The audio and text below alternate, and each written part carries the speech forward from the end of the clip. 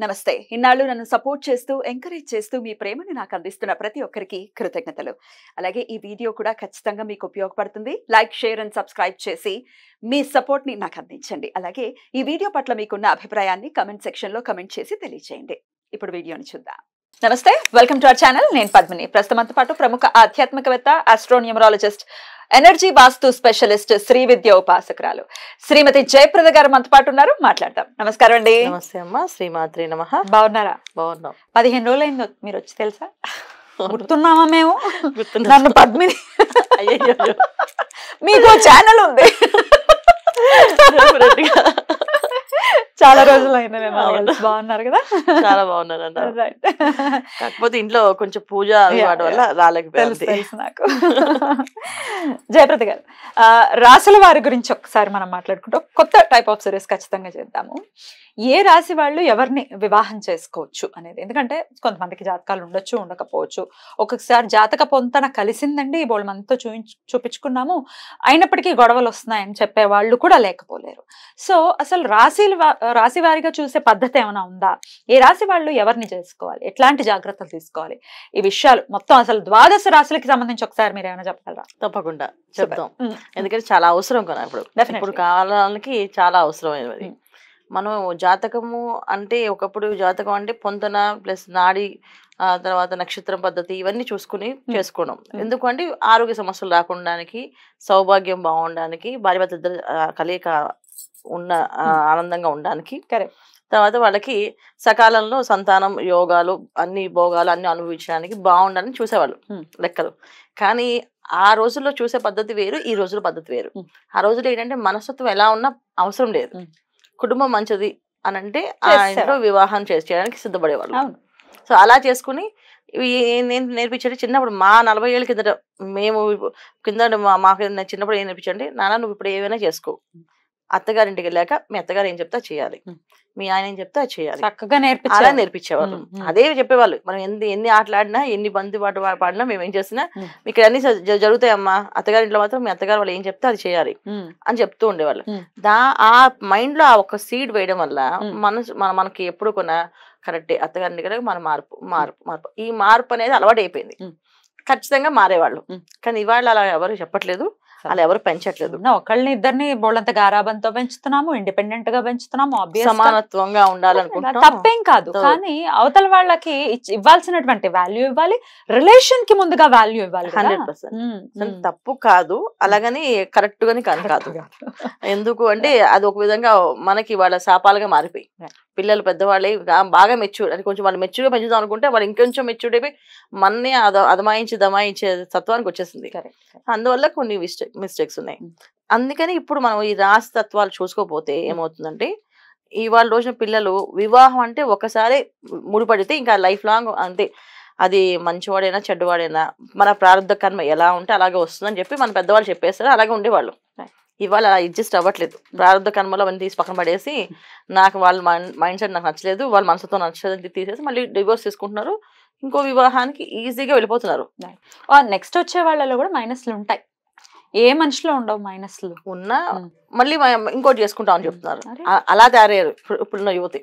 అందుకని ఒకసారి ఆచితూచి మనం అడుగు వేస్తే వివాహం, దాంపత్య జీవితం అనేది 100 ఏళ్ల జీవితం హ్యాపీగా సంతోషం కలగాలంటే కొన్ని విషయాల్లో మనం కేర్ తీసుకుంటే సరిపోతుంది.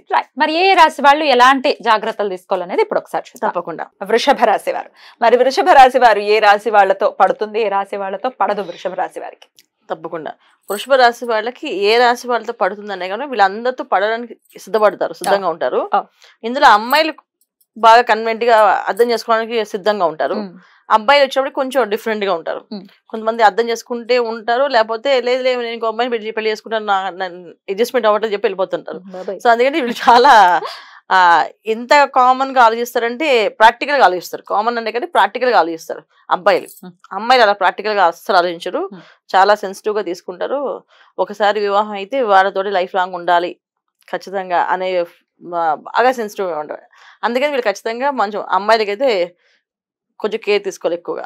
అబ్బాయిల విషయంలో ఏముందంటే చేసుకుంటూ ఉంటే బాగుంటే ఉంటుంది నాతో, లేకపోతే నేను ఇంకొక అమ్మాయిని చేసుకుంటా, నాకే అభ్యంతరం లేదు అని చెప్పి వాళ్ళు బిందాస్ మాట. సో తల్లిదండ్రులు కూడా అది చెప్తారు, అమ్మా అంత ఆలోచించకండి, సెట్ అయితే ఉంచుకోండి, లేకపోతే వదిలేయండి, మీ కోడలుగా సెట్ అయిపోతే వదిలేసుకోండి, నేనైతే వైఫ్ వదిలేసుకుంటాను అని చెప్పేసి ఆయన మొహమని చెప్పేస్తారు. ఇలాంటి డిఫరెన్సెస్ కాంబినేషన్స్ ఉన్నాయి కనుక జాగ్రత్తగా వీళ్ళు చూసుకోవాల్సిందే. సో ఎట్టి పరిస్థితుల్లో వీళ్ళు చేసుకోకపోయిన అమ్మాయిలు ఎవరంటే మేషరాశి, మిథున రాశి చేసుకోకూడదు. అమ్మాయిలైనా అబ్బాయిలైనా. సో వీళ్ళు మేషరాశి వాళ్ళని వాళ్ళు చేసుకోకూడదు. సో వృషభ రాశి వాళ్ళు, అది మిథున రాశి వాళ్ళని చేసుకోకూడదు. వృషభ రాశి వాళ్ళు ఎందుకు, మిథున రాశి వాళ్ళు ఎందుకు చేసుకోకూడదు అంటే, వృషభ రాశి వాళ్ళ అమ్మాయిలకి మిథున రాశి వాళ్ళ అబ్బాయిలు అస్సలు పడరు. ఎందుకు పడరు, వాళ్ళ ఆలోచన విధానం వేరే ఉంటది. వీళ్ళ ఆలోచన, వాళ్ళ ప్రతి విషయాన్ని క్యాల్కులేటర్ తో లెక్కేస్తారు, ప్రేమను కూడా క్యాల్కులేటర్ తో లెక్కేస్తారు మిథున రాశి వాళ్ళు. సో అది వృషభ రాశి అమ్మాయిలకి అస్సలు నచ్చదు. ఇది అన్ని క్యాల్కులేట్ చేస్తారు, అన్ని విషయాల్లో అలా కాదు, కొన్ని విషయాల్లో మనం ఇలా ఉండాలని అంటే వాళ్ళు వినరు, అందువల్ల నచ్చదు. అలాగే వృషభ రాశి అబ్బాయిలకి మిథున రాశి అమ్మాయిలు నచ్చరు, ఎందుకంటే వీళ్ళు క్యాల్కులేట్ చేసి వృషభ రాశి వాళ్ళ అబ్బాయిలు ఆల్రెడీ చెప్పారు కదా, నాకు ఈ క్యాల్కులేట్ చేసే వాళ్ళ బాయ్ ఫ్రెండ్ నాకు అసలు అవసరం లేదు అని చెప్పి వదిలేస్తారు. సో రెండు విధాల ప్రాబ్లమే, అందుకే చేసుకోవద్దు. మేషరాశి వాళ్ళు ఎందుకు చేసుకోవద్దు అంటే, మేషరాశిలో ఉన్న వాళ్ళు ఇద్దరు అగ్రెసివ్ గా ఉంటారు ఏ విషయమైనా. సో వాళ్ళు పూజలు పునస్కారాలు చేసుకుంటే ఈ అబ్బాయిలు హ్యాపీగా నువ్వు ఉండమ్మా, నేను వేరే వాళ్ళని చూసుకుంటా చెప్పి వదిలేయడం ఉంటుంది. అయితే కొంతమంది పట్టించకుండా వదిలేస్తారు, ఇంట్లోనే ఉంటారు. చాలా మంది చూడండి, వైఫ్ సంపాదించి ఉద్యోగం సంపాదించి తెచ్చిపెట్టినా వీరి ఇంట్లో కామ్గా టైం పాస్ చేస్తూ టీవీ చూసుకుంటూ కాలక్షేపం చేస్తూ వాళ్ళు కూడా ఉన్నారు. ఈ వృషభరాశి వాళ్ళే అంత బద్దకస్తులు ఎవరు ఉంటారంటే వృషభరాశి వాళ్ళే బద్దకస్తులు కూడా ఉంటారు. అబ్బాయిలు అంటే అందరూ ఉంటారు కాదు, కొంతమంది ఉంటారు, 100% ఉంటారని కాదు. అమ్మాయిలు కాదు, అమ్మాయిలు అసలు ఉండరు. అమ్మాయిలు చాలా యాక్టివ్ గా ఉంటారు వృషభ రాశిలో. అబ్బాయిలు మాత్రం చాలా వరకు బద్దకస్తులు ఉంటారు. కొంతమంది పట్టించుకోకుండా ఏమి అంటే వాళ్ళు ఉద్యోగం చేస్తే శాలరీ తీసుకొచ్చి ఇచ్చేస్తారు, అయిపోయింది నా లైఫ్ అని చెప్పేసి, ఇంతేనే, నేను ఇంతగా నేను ఎక్కువ స్పెండ్ చేయలేను, ఎక్కువ ఎమోషన్ గా ఫీల్ అవ్వలేదు నేను అని చెప్పేసి అనేవాళ్ళు. కొంచెం ఓవర్ ఎమోషన్ గా ఫీల్ అయ్యి బాధపడే వాళ్ళకు ఉన్నారు ఈ వృషభ రాశి వాళ్ళే. అంటే డిఫరెంట్ ఆఫ్ నేచర్స్ ఉన్న అబ్బాయిలు అమ్మాయిలు ఈ రాశిలో. మరి వృషభ రాశి వాళ్ళు వృషభ రాశి వాళ్ళని చేసుకోవచ్చా? చేసుకోకూడదు ఖచ్చితంగా. ఎందుకంటే అక్కడ అబ్బాయి లక్షణం వేరే ఉంది, అమ్మాయి లక్షణం వేరే ఉంది. మీరు గమనించారా? అమ్మాయి ఖచ్చితంగా ఒకసారి వివాహం అయితే వాడితో కలిసి ఉండాలని కమిట్మెంట్ ఉంటుంది. అబ్బాయి ఏంటి నచ్చకపోతే వదిలేసి వెళ్ళిపోదాం అనుకుంటారు. సో ఈ అమ్మాయి విషయంలో ఏం తప్పు జరిగినా అతను పట్టించుకోకుండా వదిలేస్తాడు.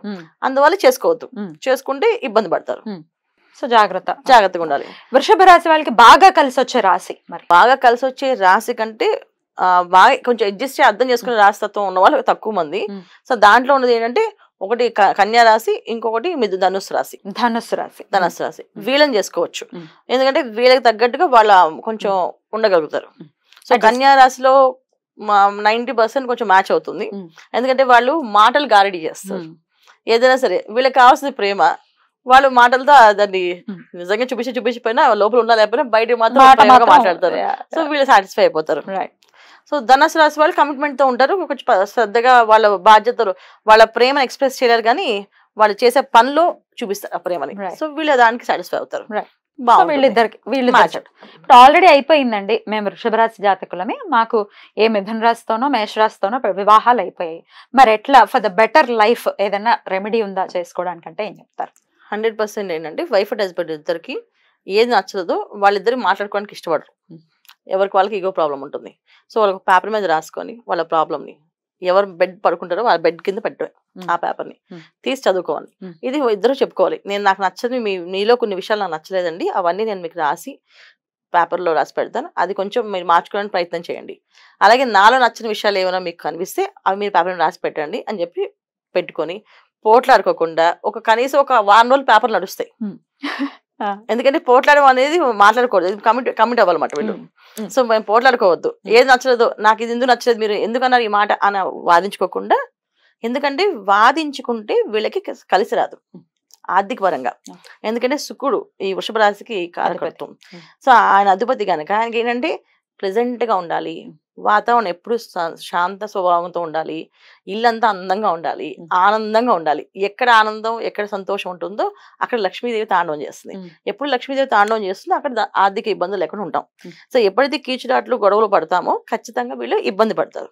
అందుకే నేను చేయాలంటే వీళ్ళు గొడవ పడకూడదని ముందే కమిట్ రాసుకొని రోజు ఎన్ని కావాలి అన్ని పేపర్లు రోజు మంచం పెట్టండి, నాకు ఇవాళ ఈ విషయం నచ్చలేదు, నాకు ఈ విషయం నచ్చలేదు, ఇలా కొన్ని రోజులు చేస్తే ఖచ్చితంగా వీళ్ళు ఒక 1 డేకి హ్యాపీ కప్పులు అవుతారు వీళ్ళు. అంటే కళ్ళ కళ్ళతో చూసుకోగానే అర్థమైపోతాయి విషయాలు, అలా తయారవుతారు, సీతారాముల్లా తయారవుతారు.